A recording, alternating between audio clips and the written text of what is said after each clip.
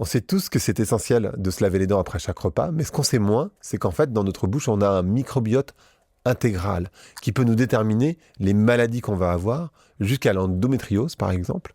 Et aujourd'hui, j'ai l'immense plaisir de recevoir le gastro-entérologue Bruno Donatini. Avec lui, on va essayer de comprendre tout ce qui se passe dans notre bouche, toutes les maladies qu'on peut déterminer à travers la bouche, toutes les maladies qu'on peut éviter et comment les éviter. Mais on va également parler des selles, de l'autre extrémité. Parce qu'en fait, les selles, c'est un sujet tabou dont on parle absolument pas et qui est pourtant évidemment essentiel. Savoir simplement lire ces selles, savoir les regarder.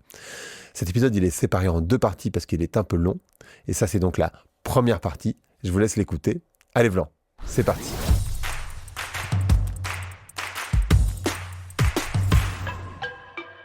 Bonjour à toutes, bonjour à tous. Bonjour Bruno, comment ça va Bonjour, très bien, merci de m'accueillir à nouveau. Eh ben, je suis ravi. On a effectivement déjà enregistré un épisode ensemble sur le microbiote. Et là, on va plus spécifiquement s'intéresser à la bouche, aux extrémités, à la bouche et aux selles. Aux selles parce que j'ai réalisé que on les regarde plus, donc on ne sait plus vraiment les lire, nos selles. Mais je vais d'abord commencer par la bouche. Vous avez décidé d'écrire un livre entier sur la bouche. Pourquoi c'est si important de s'intéresser à sa bouche ? Eh bien, quand on s'intéresse au microbiote, on s'aperçoit que la bouche, c'est le 2e microbiote en diversité et en nombre par rapport au côlon. Donc, il y a cette porte qui finalement va décider de la suite puisqu'on absorberait à peu près 20% des bactéries qui sont situées dans notre bouche chaque jour. Donc en fait, c'est un ensemencement permanent par les bactéries buccales. On s'aperçoit aussi que l'inflammation buccale est extrêmement fréquente, 30 à 50% de la population, avec des maladies parodontales, sans compter les inflammations des langues, les abcès dentaires et autres misères que subissent nos dents. Donc c'est un endroit infecté, c'est un endroit riche en diversité, et c'est un endroit qui finalement n'a pas son spécialiste, puisque le spécialiste des dents, c'est un dentiste, Oui. Le spécialiste du fond de gorge, c'est un ORL, le gastro-entérologue s'intéresse peu, le stomatologue un petit peu sur l'implantation et les gencives, mais il n'y a pas de spécialiste du microbiote et de l'ensemble. Donc, en définitive, c'est délaissé. Et les publications récentes affirment désormais, avec beaucoup de preuves scientifiques, qu'au moins 50% des cancers colorectaux ont pour origine, pour cause, Fusobacterium nucleatum buccal. Donc c'est une bactérie buccale qui déclencherait au moins 50% des cancers colorectaux, sans compter les cancers du pancréas. Enfin, on sait que c'est une flore buccale qui est à l'origine du risque d'Alzheimer. Donc, c'est un point important, négligé, parce qu'un carrefour et aucun spécialiste n'a le droit d'aller finalement empiéter sur cet espace. Ah oui, c'est fou. Et je crois que vous avez entendu aussi dire que l'endométriose, on pouvait le détecter dans la bouche. Par l'endotest. C'est un petit test avec une analyse des ARN messagers. Ça a été mis au point par une entreprise lyonnaise et ça va être remboursé désormais. Donc c'est une montée en puissance du nombre d'acceptations du remboursement d'un test assez coûteux, mais qui est plus efficace que l'IRM ou même la célioscopie pour diagnostiquer l'endométriose. Donc c'est en effet une source de très nombreuses pathologies. On peut y rajouter la rectocolite hémorragique et probablement même le Parkinson. Donc on a ici une porte ouverte facile au diagnostic et certainement au traitement, puisqu'on peut essayer de maîtriser cette flore. Alors ça me fait me dire qu'il faut faire hyper attention à ce qu'on met dans sa bouche, parce qu'on a cette culture, en particulier pour les enfants, où on se dit ça va construire son système immunitaire. Quand on mange de la terre, on a tous mangé un peu de la terre à un moment donné dans notre vie, ou je sais pas, peu importe ce qu'on met dans notre bouche, mais on se dit, pour les enfants en tout cas, on se dit ça va renforcer leur système immunitaire, et pour les adultes, on se dit c'est pas si grave. Mais en fait, ce que vous dites, c'est qu'il faut faire hyper attention à ce qu'on met dans sa bouche au final. Tout à fait. Et c'est le rôle des parents d'aller maîtriser leur propre flore, puisqu'ils doivent avoir une flore correcte, pour la transmettre à leurs enfants. C'est aux parents de veiller à l'alimentation qu'ils vont donner à leurs enfants avec la diversité qui est nécessaire. Et enfin, c'est aux parents d'insister sur l'hygiène dentaire, interdentaire, et éventuellement des consultations précoces auprès des dentistes afin d'éviter le tartre et les caries. Donc, c'est un point de prévention et d'éducation qui fait la différence en termes de survie et de santé publique. Et il est donc très très important de donner les grands conseils qui vont permettre de vérifier la qualité de la flore et de modifier quand il y a des dérapages. Alors c'est quoi les grands conseils justement ? Le grand conseil, ça débute relativement tôt. Donc on va dire chez l'enfant, à partir du 4e mois, c'est la diversité alimentaire. L'enfant doit accéder à des légumes, à du poisson, à des œufs, et c'est la période où finalement on va avoir le grand enrichissement, dans un premier temps au niveau de l'intestin grêle de l'estomac, et avec la sortie des dents de la flore buccale. Ça, c'est le point numéro 1. Le point numéro 2, les parents doivent faire attention. Un enfant doit être cajolé, caressé, massé, mais théoriquement, il ne faudrait pas trop l'embrasser parce que, en effet, on va transmettre des virus qui sont extrêmement nocifs, comme l'herpès virus, le cytomégalovirus, l'Epstein-Barr, et l'enfant va se contaminer tôt et ça va vraiment briser son système immunitaire. Donc attention aux parents qui font des herpès, qui ont des gencives qui saignent, c'est une vraie catastrophe parce que l'enfant ne devrait acquérir finalement cette flore qu'après l'adolescence ou l'adulte jeune, c'est-à-dire les premiers baisers finalement. Donc ça, c'est le deuxième grand point, et c'est un point auquel s'ajoute le fait qu'un enfant ne devrait pas dormir dans le lit des parents. Donc un enfant qui pleure, on va dans sa chambre le cajoler, mais on ne l'amène pas dans le lit parce que il y a une génération de décalage. La flore des parents, c'est déjà une flore de vieux pour un nouveau-né. Bien sûr. Il y a une génération. Donc, ce n'est pas du tout la même flore. Donc, l'enfant doit être respecté, sinon, il va en subir les conséquences immunitaires avec un risque accru d'eczéma, de psoriasis et de pathologies allergiques qui y succéderont. Ça, c'est le deuxième volet. Ensuite, eh bien, on va passer au stade de l'adolescence où il faut faire attention à ce que mangent les adolescents, souvent trop sucré, trop de féculents, et à la qualité de l'hygiène dentaire. Donc, dès qu'il y a des caries, c'est que la flore est agressive. Il faut faire très attention. Donc, il faut rappeler les grands principes. Et ensuite, c'est le rôle du médecin, je dirais, après le stade adulte, de vérifier systématiquement la langue, les gencives, l'existence de caries, et avec des lampes, qui sont très simples et très peu coûteuses, des lampes, on va pouvoir éclairer la bactérie qui va, si elle synthétise des composés fluorescents, être identifiable immédiatement. Et on va dire, telle bactérie fluorescente en orange, c'est le Propionibacterium, elle est en rouge, c'est Porphyromonas. En revanche, on a un réticule bleuté fibreux, c'est plutôt un virus, donc là on n'est plus dans la bactérie bien sûr, et c'est plutôt en faveur d'un lichen. Donc, un examen de bouche succinct, rien que par l'aspect, nous donne des informations. Après, on va regarder s'il y a des saignements, bien sûr. On peut avoir des petites bandelettes qui étudient le saignement. On peut même désormais, avec des nouveaux tests, avoir une évaluation de l'inflammation. On mesure la calprotectine dans la salive et ça nous dit il y a beaucoup trop de globules blancs, donc il y a des bactéries qui traversent la muqueuse et qui vont stimuler ces globules blancs et créer finalement une maladie buccale qui va détruire le nerf et inflammer même le système nerveux central. Wow. Donc la bouche est à 10 cm du système nerveux central, avec un nerf vague, un nerf trijumeau, un nerf facial, qui vont bien sûr amener des informations et des commandes motrices, mais qui vont aussi emporter des informations inflammatoires et sensorielles, sensitives, au cerveau qui est à 10 cm. Donc si vous avez une zone inflammée, elle apportera de l'inflammation. Si vous avez des bactéries qui traversent, qui vont aller dans les lymphatiques, voire dans les veines, vous aurez aussi un drainage du maxillaire supérieur vers les veines faciales et cérébrales. Donc la bouche, c'est un lieu carrefour, pas assez étudié, alors qu'elle est vraiment dans un endroit stratégique. C'est fou parce qu'effectivement, on n'a pas forcément confiance. Enfin, on sait qu'il faut se laver les dents. En général, on se brosse plus ou moins les gencives. De plus en plus, j'ai l'impression qu'il y a on se nettoie entre les dents. Euh, j'ai vu aussi, alors je ne sais même pas si c'est bien ou pas de le faire, j'ai vu aussi toute une tendance du raclage de langue. Je ne sais pas si c'est une bonne idée, pas une bonne idée. En général, on dit qu'il faut le faire le matin au réveil. Vous avez un avis là-dessus? Alors, racler la langue, ça a pour objectif d'enlever des mauvaises bactéries, donc c'est pas mal. Deuxièmement, ça peut enlever une petite couche un peu graisseuse, qui serait l'équivalent du sébum, hein, comme si on se nettoyait le visage pour avoir une peau un peu plus nette. Et en effet, certaines bactéries aiment beaucoup la graisse sur la peau et sur la langue. C'est comme ça qu'on peut éliminer une bonne partie de cette bactérie, Propionibacterium acnes, en raclant la langue. Donc c'est bénéfique pour ceux qui ont ce problème de bactéries.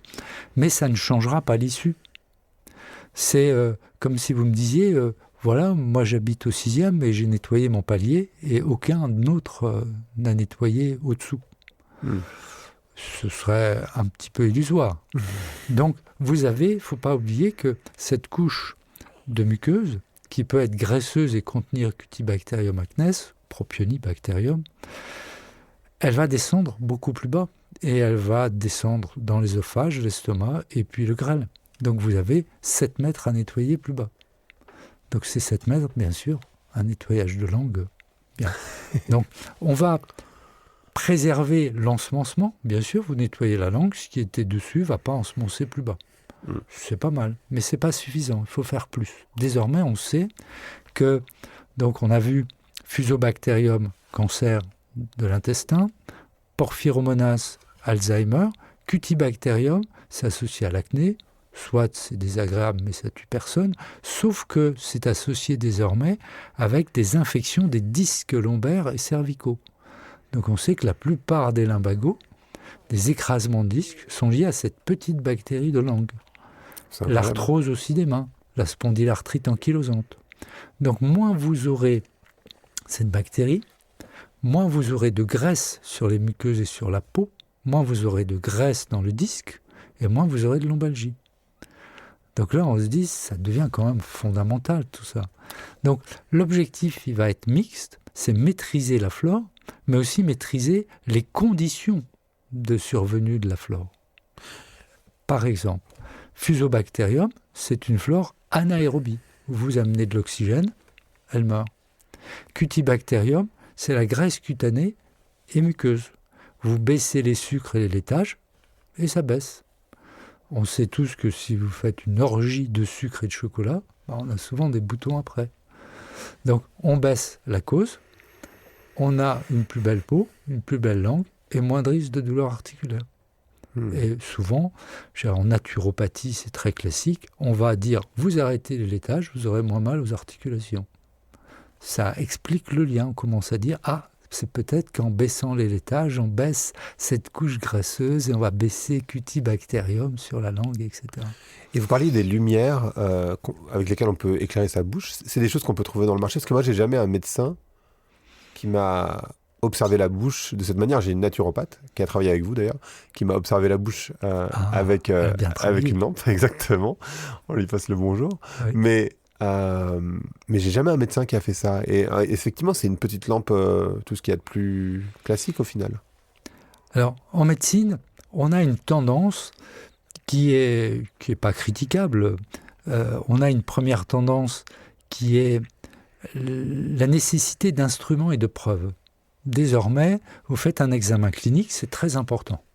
Vous écoutez la personne, c'est encore plus important. Mais vous devez avoir des preuves, donc on fait des examens biologiques, des radiologies, qui vont prouver que vous étiez dans le vrai et puis qui vont finalement témoigner de votre compétence à faire le diagnostic. Un diagnostic repose presque plus jamais uniquement sur un examen clinique, une angine éventuellement, mais ça ne va pas très loin, un signe cutané. Donc, on est sur ce qu'on appelle la médecine augmentée avec des examens. Et la médecine augmentée est en train de prendre un petit virage avec ce qu'on appelle des dispositifs qui vont augmenter la compétence visuelle avec des lumières. Ça, c'est le cas, avec un test de glycémie, avec une échographie.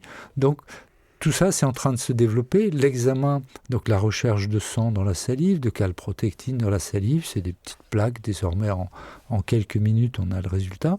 Donc, cette médecine a changé et le médecin qui avait pris l'habitude de moins examiner va devoir plus examiner, mais avec des dispositifs.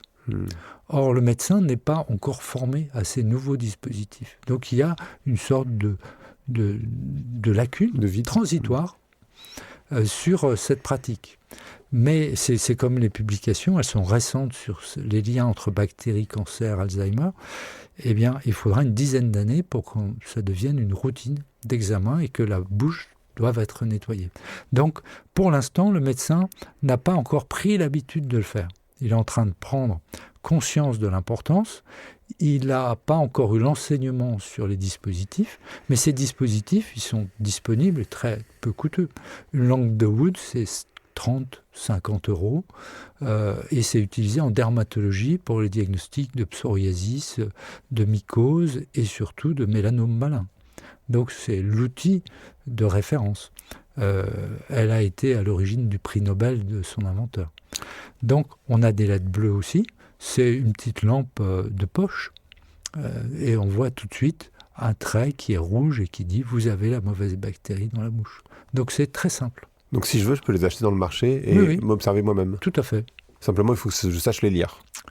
Bon, c'est très facile. Hein. Vous avez une langue fluorescente orange-rosé, vous avez Cutibacterium, vous avez un petit trait rouge le long des collets dentaires avec un LED bleu, vous avez Porphyromonas. La langue ne doit pas être fissurée, il ne doit pas y avoir de grandes ulcérations, sinon c'est probablement un virus. Enfin, ça vous dit immédiatement que ça n'est pas en bonne condition. Pas la bonne voie. Voilà, tout à fait. Et alors, ce que vous disiez, c'est pour prendre soin de sa bouche, pas trop de laitage, beaucoup de légumes. Ça, c'est. Alors, on essaie. Donc, la première démarche, c'est bien sûr clinique. Interrogatoire, clinique, observation. Et donc, on va quand même assez rapidement séparer les gens en ce qu'on appelle différents entérotypes, différents terrains. Donc, vous avez des gens qui ont très peu de flore. Très peu de flore parce qu'ils ont reçu beaucoup d'antibiotiques au prix des huiles essentielles, ou alors ils ont pris beaucoup de bains de bouche, trempés trop longtemps dans les piscines. Ils ont mangé très peu diversifié, ils ont très peu de flore. Pas de carie. Bain de bouche, c'est pas bien. Pas de carie, ils n'ont pas de carie, ils ont une langue propre, ils n'ont pas de gingivite. Le problème, c'est que ils vont prendre énormément de graisse, donc surpoids, ou ils vont développer une maladie de Crohn. Parce que la maladie de Crohn, c'est une flore extrêmement restreinte, avec une bactérie unique qui fait énormément de graisse, et puis des abcès et du pus. Donc là, le risque, c'est pas d'avoir des caries et des problèmes buccaux, c'est à l'inverse d'avoir des blocages, des occlusions et des mauvaises vidanges avec beaucoup de graisse. Donc là, bien entendu, on a tout de suite le diagnostic, tout est propre, impeccable. On se dit, il faut enrichir la flore. Quand on a enrichi la flore, il y a un risque de carie. La flore est riche, mais on va se nettoyer les dents, donc on ne fait pas de carie. Mais la flore va finalement empêcher ces bactéries qui synthétisent de la graisse, qui créent de l'inflammation et des spasmes, ils vont empêcher ces bactéries d'exister en excès. Donc vous aurez un équilibre, avec un bon transit, vous serez mince, avec une flore diversifiée. Et vous aurez une immunité forte. Vous parliez de l'enfant qui doit manger de la terre, l'enfant doit manger des légumes. Le légume contient les bactéries de la terre sans bien sûr, le fumier qui va avec, les parasites, les choses indésirables, on a envie de dire. Donc, le mieux, c'est le bon légume du jardin. Donc là, il faut retrouver ça parce que, en gros, ce sont des sujets jeunes qui n'ont pas enrichi leur flore. Surpoids, Crohn, sujets jeunes en général, ça débute jeune, et ils ont une flore qui n'a jamais vu de diversité ou qui a pris des antibiotiques. Donc là, en effet, ce n'est pas le même problème que celui qui vient avec plein de caries dentaires, une langue fissurée, des gencives qui saignent. Souvent, il a des boutons. Ça a abrasé son intestin. Il a même un peu de sang dans les selles quand il fait un peu trop la fête. Et là, c'est une flore qui est fusobactérium de haut en bas. Il n'y a pas eu de protection. Normalement, il y a une protection par les selles biliaires au niveau du foie, du duodénum, et il y a une éradication de cette mauvaise flore buccale. Donc, si la flore agressive est descendue, là, il va souffrir au niveau de son intestin grêle et de son côlon. Et là, bien sûr, vous aurez un rôle de nettoyage. Et puis, éventuellement, d'éviction des excès. Il faut éviter l'excès d'alcool, éviter les bulles, éviter le sucre. Donc, on nettoie la bouche. L'eau oxygénée, c'est important. Des microdoses d'huile essentielle. Et on met en place un régime qui sera restrictif pour lui, parce qu'il aimait faire la fête d'une certaine façon. Il faudra apprendre à faire la fête de façon différente. Ça, on ne les empêche pas d'être heureux. On les empêche de faire des bêtises. Donc vous disiez, bain de bouche, c'est pas génial au final. Les bains de bouche qu'on trouve en supermarché. Un bain de bouche classique, c'est à la chlorhexidine, que ce soit rouge ou bleu, ce sera à la chlorhexidine. Ça va tuer tout le type de flore, aussi bien aérobie qu'anaérobie. Donc vous risquez d'aboutir à un nettoyage excessif. Et de toute façon, vous ne pourrez pas avoir une routine de nettoyage à la chlorhexidine, sauf à tout tuer. Donc il est préférable d'avoir quelques nouvelles habitudes alimentaires et de nettoyer à l'oxygéné. Vous ne ciblerez que les anaérobies qui sont vraiment les ennemis uniques à cibler. Donc comme ça, je prends de l'eau oxygénée. C'est de l'eau oxygénée à 1%. On peut en trouver. Désormais, il y a... Bon, on ne va pas dire de marque, mais on va trouver en pharmacie de l'eau oxygénée à 1%. Et puis, on peut également prendre de l'eau oxygénée à 3% et la diluer soit par 2, soit par 3. D'accord. Donc, on rajoute un peu d'eau, on laisse dans la bouche 20 secondes, on crache, on brosse un petit peu, on recrache et finalement, on ne rince pas parce qu'on aura un effet de l'oxygène plus longtemps. Et souvent, on fait des bains de bouche pour la laine, en général. On peut faire des bains de bouche pour la laine. Alors là, on peut faire une petite parenthèse à laine. La laine, elle va dépendre en partie de la bouche. Vous avez des bactéries buccales qui donnent mauvaise haleine et vous avez une haleine qui dépend de votre intestin et souvent le côlon. Vous avez différents types de mauvaise haleine. Vous avez une haleine très désagréable qui a l'hydrogène sulfureux, c'est une putréfaction. Donc là, il faut baisser les protéines. Si vous avez baissé les protéines ou si vous en mangez peu, c'est que vous avez une destruction de vos gencives. Là, c'est sûr qu'il y a une maladie parodontale, il faut la soigner. L'eau oxygénée, c'est une première étape. Les microdoses d'huile essentielle, une deuxième étape. Mais le dentiste est souvent nécessaire. Et là, il faut aller bien nettoyer et faire un nettoyage parodontal. On peut utiliser des lasers ou des LED. C'est la grande mode des LED, en particulier des LED bleus ou rouges. On peut commencer avec des petits LED individuels. On achète pour 5 à 30 euros des petits LED bleus qui vont être des LED désinfectants buccaux qui blanchissent les dents. Mais on n'utilise pas le produit blanchissant. On n'utilise que des LED. Et là, vous allez vous débarrasser entre les LED, les soins parodontaux, l'eau oxygénée diluée, vous allez vous débarrasser de la mauvaise haleine. Et vous aurez finalement tué Fusobacterium, vous aurez aussi baissé le risque de cancer du côlon. Donc vous ne contentez jamais de nettoyer une bouche, vous augmentez votre espérance de vie, c'est très clair. Donc ça, c'est le premier type de mauvaise haleine, protéinée ou atteinte des muqueuses. Et on trouve les petites LED dans le marché. Oh oui. Et c'est quand vous mettez la LED dans votre bouche. Vous avez une sorte de protège-dents, vous mordez dedans et vous avez des LED qui vont faire l'extérieur, mais si vous ouvrez un peu la bouche, ça fera aussi l'intérieur de la bouche. D'accord. Et vous allez finalement tuer les bactéries qui sont Cutibacterium et Porphyromonas. D'accord. Les lampes bleues, c'est Cutibacterium, Porphyromonas. Donc vous avez 3 effets finalement. L'eau oxygénée, les huiles essentielles à petite dose et les LED. Et quel genre d'huile essentielle, pardon ? Alors moi j'aime bien un mélange qui est origan, cannelle, clou de girofle sur un champignon qui s'appelle Lethiporus. C'est des microdoses, c'est du 30e de goutte. On ne tue jamais sa flore, c'est le grand message. Si vous prenez des huiles essentielles en gouttes, que ce soit en gélule, que ce soit directement dans de l'huile, dans du miel, sur un sucre, sur ce que vous voulez, sur des comprimés neutres, vous détruirez votre flore, c'est une catastrophe. Donc c'est des microdoses d'huile essentielle et c'est sur des fibres. Mais on les trouve où? C'est un mélange tout fait. Ah, d'accord. On trouve dans certaines pharmacies, dans certaines boutiques, on trouve le mélange Laetiporus, origan, cannelle, clou de girofle. C'est la clé d'un nettoyage buccal. Mais à la fin, ça devient une goutte quand même.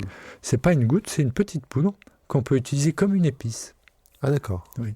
Dans la vie, il faut une diversification. Donc on fait ses légumes et on rajoute des épices. Et là, vous l'utilisez comme une épice. Ah, d'accord. Tout simplement. Ok. Et donc vous mastiquez un peu, parce que l'objectif c'est quand même de mastiquer et de garder en bouche, puisque la saveur et l'odeur c'est en bouche. Hein. Donc on mastique un peu avant d'avaler, et ça fera un effet local et également désinfectant sous-jacent. Donc ça c'est, on a parlé de la laine, le deuxième volet à laine ça peut être du méthane. Donc si vous avez une flore méthane, vous aurez une mauvaise haleine, des gaz malodorants, et c'est souvent associé à une constipation. Donc si vous avez ça, il faut augmenter l'hydrogène et souvent on va augmenter certains petits sucres comme le lactulose. Ça va traiter à la fois la constipation et enrichir votre flore. C'est quoi le lactulose? C'est un petit sucre que l'on va obtenir en pharmacie et qui permet de changer la flore, passer d'une flore méthane à une flore hydrogène. Ça permet de diminuer certaines bactéries qui créent une perméabilité. C'est utilisé en hépatologie contre des encéphalopathies, donc des troubles de conscience chez l'alcoolique. Ça accélère le transit et ça améliore aussi les selles biliaires. Donc là, c'est un traitement très simple. Et enfin, vous avez des haleines qui sont un peu fortes, mais qui ne sont pas théoriquement désagréables, mais certains n'aiment pas. Ce sont des flores de cétose, qui vont être des flores de jeûne. Quand vous jeûnez, vous avez une haleine qui s'accroît. C'est une flore aussi qu'on trouve chez le diabétique, les cétoses du diabétique qui décompensent. C'est la laine assez forte de pomme rainette. Donc ce n'est pas désagréable, mais c'est inhabituel. Donc là, il suffit de traiter la cause. Donc vous jeûnez un petit peu moins, ou traiter le diabète. D'accord. Ok. Et quand je vous écoute, je me dis, alors si la bouche elle est si importante, il faut aussi faire attention à qui on embrasse, non? Parce qu'en fait, il se passe quelque chose quand on s'embrasse par définition. Et on se transmet ce microbiote de bouche quand on s'embrasse. Comment ça se passe? Alors, c'est une bonne question. On peut l'élargir à beaucoup de choses. Vous posez en gros la question, peut-on faire une transplantation? Oui, d'une certaine manière. Certains disent la transplantation fécale, là vous me dites la transplantation orale. Oui, par la langue, tout simplement. Voilà. Et en effet, vous avez aussi des transplantations parce que vous mangez. Il y en a qui parlent de prébiotiques, de probiotiques. Moi, j'aime bien les fibres, mais tout ça, c'est en quelque sorte une transplantation, une diversification. Vous rencontrez quelqu'un, finalement, un baiser, c'est une diversification. Oui, d'une certaine manière. Donc, encore faut-il que ce soit une bonne diversification et pas un papillomavirus, un herpès, voire plus. Donc, en effet, on a toutes les craintes. Quand vous avez une gencive qui saigne, vous avez en général un réveil des virus. Et on sait que la maladie parodontale est associée avec une réémergence des virus à 90%. Et ces virus herpès, Epstein-Barr, cytomégalovirus, les grands méchants. Vous avez un homme sur 7, une femme sur 10 qui a un papillomavirus au niveau buccal. Donc, vous exposez. Vous êtes heureux, inconscient, mais vous vous exposez. Alors, si c'est quelqu'un que vous connaissez, vous êtes déjà contaminé depuis longtemps. Oui, par définition. Si c'est quelqu'un que vous ne connaissez pas, prudence. Mais vous n'allez pas demander une analyse du microbiote buccal. Donc, c'est très difficile. Vous n'aurez pas l'état de la bouche, l'état de la langue, etc. Donc, vous prenez un risque, c'est inévitable. Mais du coup, on peut pas faire grand-chose. Mais simplement, il faut peut-être faire attention. Si par exemple, la personne qu'on embrasse fume, j'imagine que fumer, ça a des impacts sur le microbiote buccal. Le tabac est le premier facteur de risque de maladie parodontale. Les particules vont inflammer la muqueuse qui inévitablement deviendra poreuse et il y aura une inflammation dessous. On sait que le tabac inflamme les bronches parce qu'elle crée une baisse d'élimination des goudrons et des poussières, et qu'elle attire des neutrophiles. C'est la même chose dans la bouche, c'est la première cause, et donc on a une explosion des virus, des déchaussements des dents, c'est la première cause. Donc vous aurez inévitablement une flore beaucoup plus agressive dans la bouche d'un fumeur. Même si c'est comment on appelle ça? Bon, moi je fume pas, donc les vapos, je sais pas quoi, là, enfin, Alors, les trucs à l'eau. les vapos, certainement moins, mais il y a une exposition augmentée aux particules. Toute personne avec une maladie parodontale, donc exposée à beaucoup de particules au départ, qui peuvent être une cause, aura une flore plus abîmée. C'est inévitable. Une personne qui aura beaucoup de caries, qui ne prendra pas soin à son hygiène dentaire, qui aura une mauvaise haleine, qui fera beaucoup de tartre, aura inévitablement une flore amoindrie. Enfin, une flore de mauvaise qualité. Si vous voulez, on va prendre encore une fois 2 exemples opposés de la médecine classique pure et dure. Vous avez la maladie de Crohn, on en a déjà parlé, avec une flore extrêmement pauvre. Donc, vous avez une personne qui a de beaux cheveux, une belle peau, des belles dents, une bonne haleine et qui est mince. Elle a une flore très pauvre. Vous pouvez l'embrasser parce qu'il n'y a pas de flore. En revanche, elle peut être très malade, maladie de Crohn. Et vous aurez du mal à la contaminer parce qu'elle va détruire toutes les flores. Elle a une bactérie qui détruit tout. On a énormément de mal à implanter quoi que ce soit dans une maladie de Crohn. Donc ce qui va traiter un Crohn, c'est encore une fois le petit mélange origan, cannelle, clou de girofle qui va taper sur la bactérie qui a détruit tout le reste. Et là, elle deviendra susceptible d'attraper d'autres choses. Mais là, vous n'avez aucun risque. Prenons l'autre exemple inverse, la rectocolite hémorragique, avec du sang dans les selles, une destruction des muqueuses. C'est une personne qui aura souvent soit de l'acné ou du psoriasis, des chutes de cheveux, une mauvaise haleine, des dents dans un état pas possible, qui pourra avoir fumé ou qui consommera de toute façon trop d'alcool. Et là, vous dites, là, vous l'embrassez, vous aurez beaucoup de virus. C'est inévitable. Donc, je dirais, la première conscience, parce qu'il ne faut pas être paranoïaque et se dire, je fais rien. J'arrête d'embrasser qui que ce soit. Oui, il faut au moins embrasser la personne que vous aimez. C'est ça. C'est savoir quelle est votre flore et votre fragilité. Ensuite, prendre, comme je vous ai dit, il faut une flore riche, mais prendre soin de nettoyer. Déjà, vous n'êtes pas contagieux vous-même. Et vous êtes à l'abri puisque vous nettoierez. Si vous n'avez pas de perméabilité, de mauvaises bactéries comme Fusobacterium, vous ne serez pas propice à déclencher un herpès, même si vous venez d'embrasser quelqu'un qui a un herpès. Si vous avez en plus stimulé votre immunité, pris de la vitamine D, vous ne serez pas exposé. Donc vous pourrez l'embrasser. Et ensuite, vous la connaîtrez mieux. Et puis, vous pourrez dire, ah, tu as une mauvaise flore, tu devrais faire ceci, cela, gentiment. C'est une conversation qu'on n'a jamais. On n'a jamais. Mais enfin, je dirais, avec la complicité, on est au courant de beaucoup de choses, y compris de l'hygiène buccale. Bien sûr, bien sûr. On sait qu'il ne faut pas partager les brosses à dents, mais on sait si quelqu'un a une maladie parodontale, parce qu'on sait si elle va chez le dentiste, ce qu'elle fait, ce qu'elle ne fait pas, si elle mange bien, si elle fume. Enfin, si on connaît les petits travers, c'est la vraie vie. Et donc après, bon, on est exposé, qu'importe, mais on prend soin de soi. Ok, très clair. Le brossage de dents, pour les gens qui font du jeûne intermittent, est-ce que c'est important de se laver les dents le matin, parce que vous n'avez rien mangé dans l'absolu? En général, c'est bien de se nettoyer les dents le matin, puisque en étant allongé, il y a souvent des petits reflux.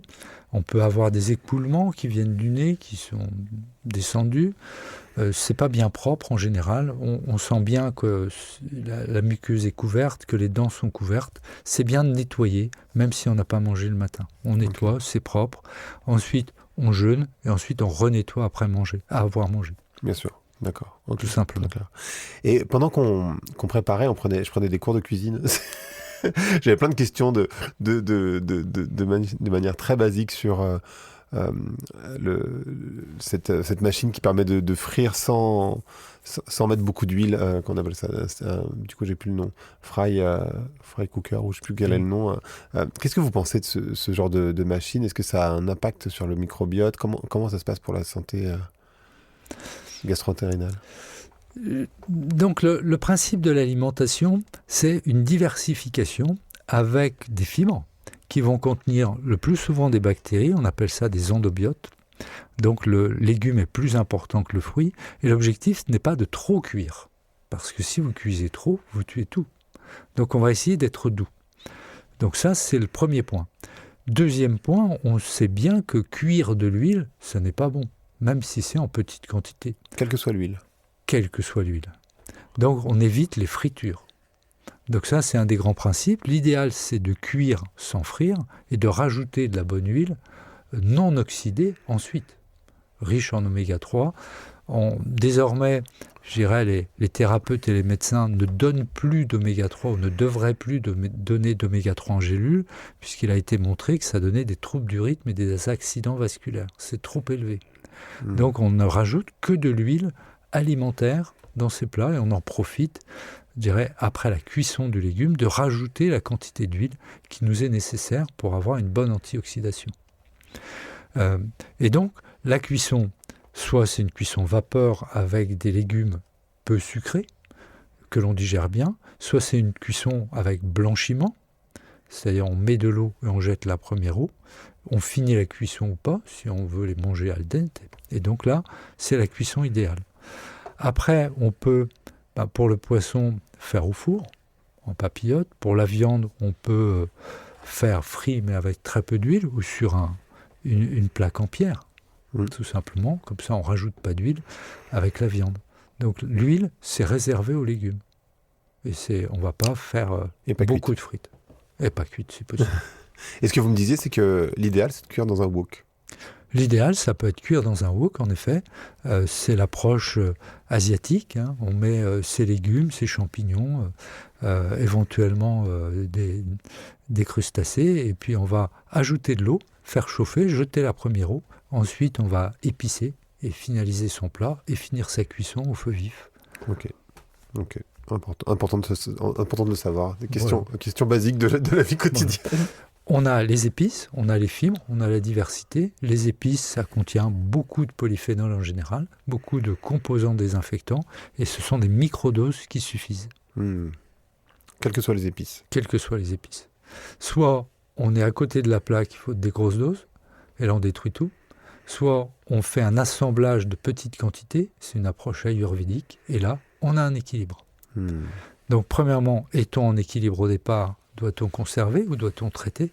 Si on est en équilibre, petite dose, sur du long terme, avec beaucoup de légumes.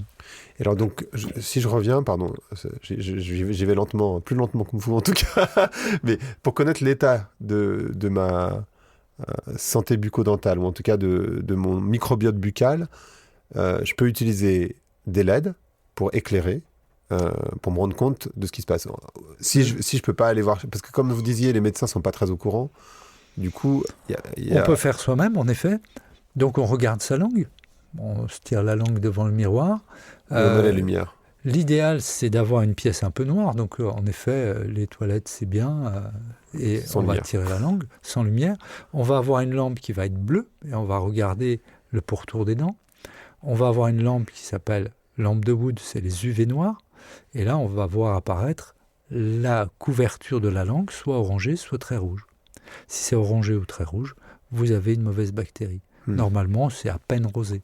D'accord. Si vous avez des ulcérations ou des fissures, il y a une inflammation ou un virus. C'est même encore plus sévère. D'accord. Et si on saigne des gencives, vous disiez que... Ça, c'est une maladie parodontale. Première étape, on va essayer de traiter la cause, donc le tabac, le reflux, l'excès d'alcool, certains médicaments. Et puis, on va prendre de l'eau oxygénée diluée. C'est très important. Première étape. Et ensuite, consultation chez le dentiste. Oxygéné, de toute façon, ce que vous disiez, c'est que ça doit être quasiment quotidien au final. C'est quotidien au départ, le temps que ça ne saigne plus, et ensuite 1 jour sur 2, 1 jour sur 3 pour entretenir. Et ensuite, donc, pour entretenir, on peut donc prendre l'oxygéné à 1%, 1%. Où on la coupe avec des microdoses D'huile d'huile essentielle. essentielle. Et on peut aussi prendre ce que vous disiez, des appareils avec des petits appareils avec des des LED LED. bleus. Et c'est destiné au blanchiment, mais ça désinfecte beaucoup 2 grands types de bactéries, Porphyromonas et Cutibacterium acnes. D'accord. Donc c'est très simple de se prendre en charge finalement. Ok. Et on se brosse les dents, Et évidemment, on se brosse après les les dents. repas. Assez classiquement. Ou Voilà. le matin quand on jeûne. C'est ça. Après, on peut aller consulter pour une analyse un peu globale du microbiote pour savoir si c'est un problème de fond qui nécessite un traitement un peu plus important qu'un problème local. Voici la fin de la première partie. J'espère que vous avez apprécié son écoute. Je vous donne rendez-vous dans une deuxième partie qui est un autre épisode. Merci d'avoir écouté Vlan. Si vous avez aimé l'émission, n'hésitez pas à mettre des étoiles sur vos plateformes de podcast préférées. Vous pouvez aussi partager l'épisode sur vos réseaux sociaux, Instagram Stories, Facebook, LinkedIn, où vous voulez. Je suis Grégory Pouy. Vous pouvez me retrouver sur l'intégralité des plateformes sous le nom Greg from Paris. Si vous avez des idées pour des invités, si vous avez des commentaires, n'hésitez surtout pas à m'envoyer un message. Allez, merci et à bientôt.